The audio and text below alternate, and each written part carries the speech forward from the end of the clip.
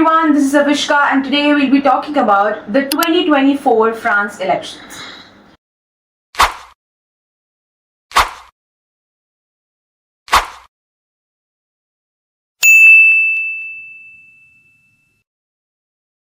The 2024 elections of France were a big gamble. These were one of the most high-stakes two-round votes in the history of post-war France. And when I talk about a big gamble, I am here referring to French President Emmanuel Macron.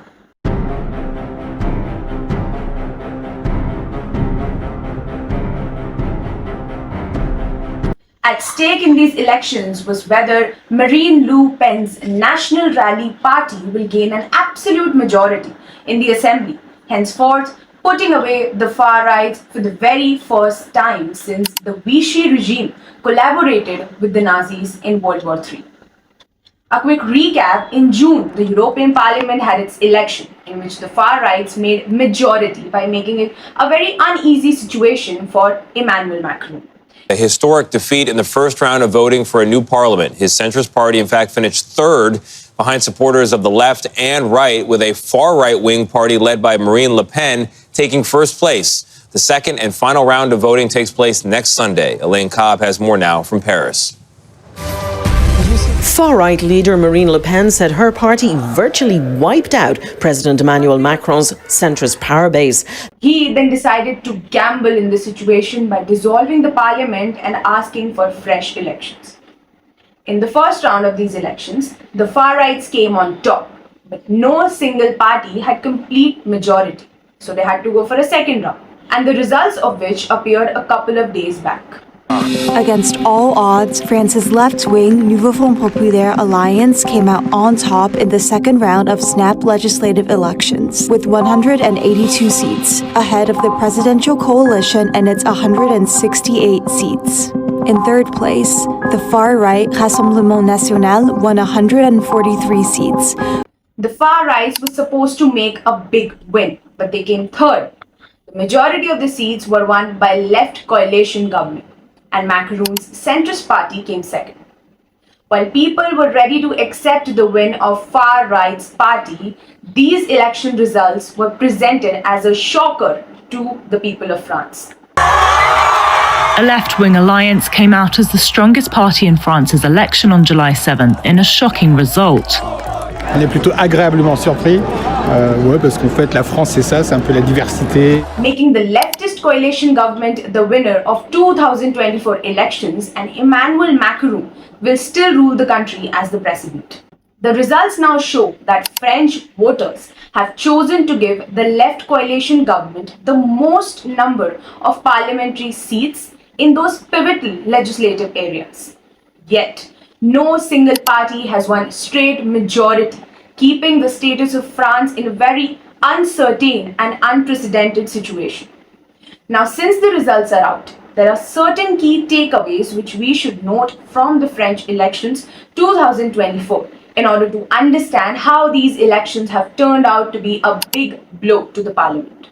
Number one, it is a very big win for the left coalition government as they have come together fighting under New Popular Front. All four major parties have come together to form the left coalition government.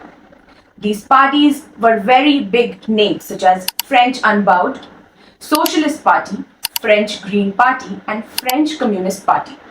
Now, these parties do not have a lot in common.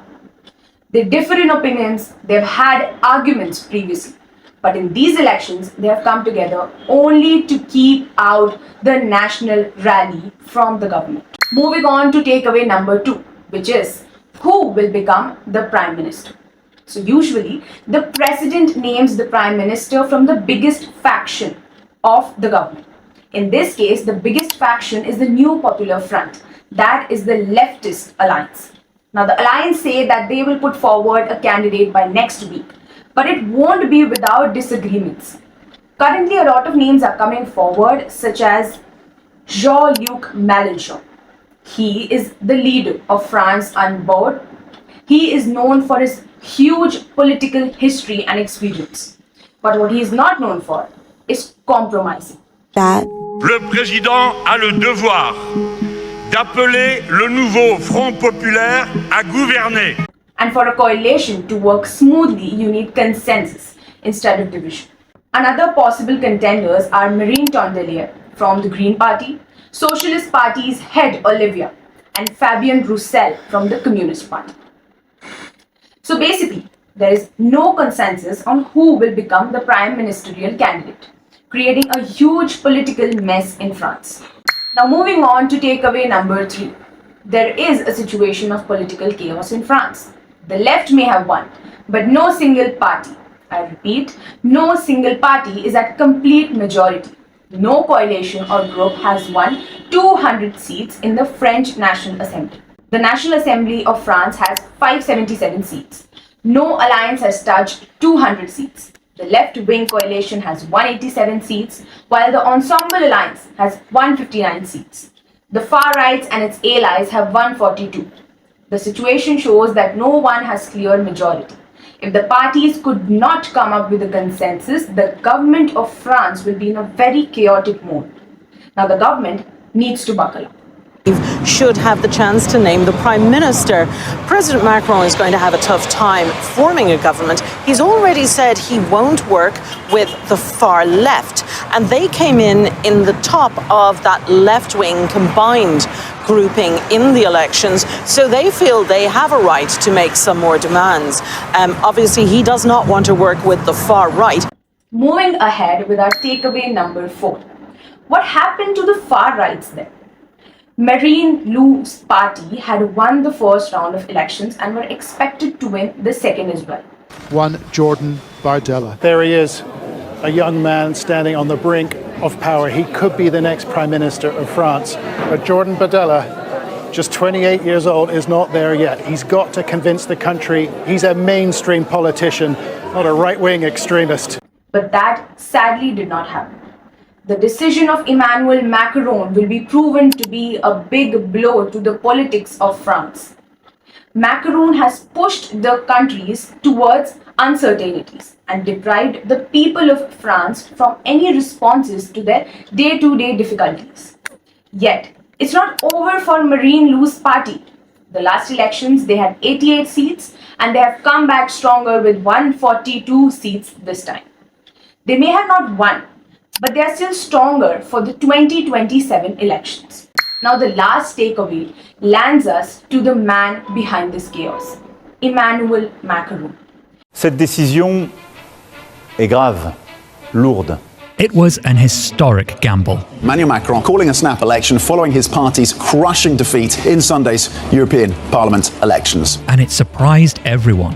And just a month later, we have a hung parliament scenario. This is the first time no one is getting an absolute majority in the National Assembly. His announcement of fresh elections was proving to be a big setback for his party until the results of second phase, which made centrists stand out on second place, came.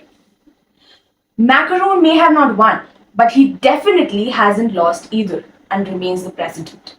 But France will now be facing a huge political deadlock due to the current situation of National Assembly. That is, no complete majority. Now all eyes are on the man behind this chaos, which is Emmanuel Macron, the French president. That's it with our brief analysis of French elections 2024. Stay tuned for more such videos.